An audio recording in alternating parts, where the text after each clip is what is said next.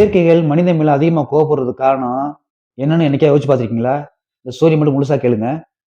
கடவுள் என்ன பண்ணியிருக்காரு, வாட்ஸ்அப் குரூப் ஒண்ணு ஆரம்பிச்சிருக்காரு. அந்த குரூப்புக்கு பேரு உலகம்.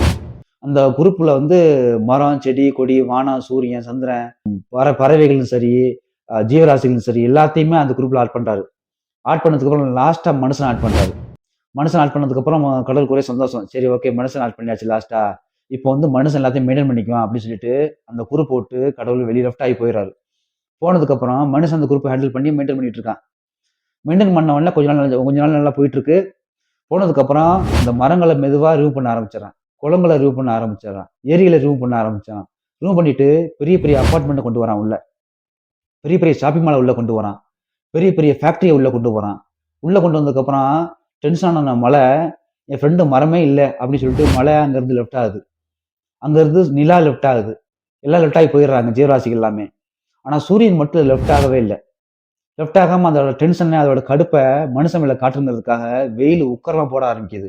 ஆனா மனுஷன் வந்து எவ்வளவுக்கு எவ்வளவு இயற்கையை அழிக்கிறோமோ, அவ்வளவுக்கு அவ்வளவு நமக்கு தான் டேஞ்சர்ங்கிறத இந்த இந்த ஸ்டோரி எடுத்துக்காட்டு. இந்த ஸ்டோரி எல்லாரும் ஷேர் பண்ணி சொல்லிட்டு நம்ம பேஜ ஃபாலோ பண்ணிக்கங்க. பாய்.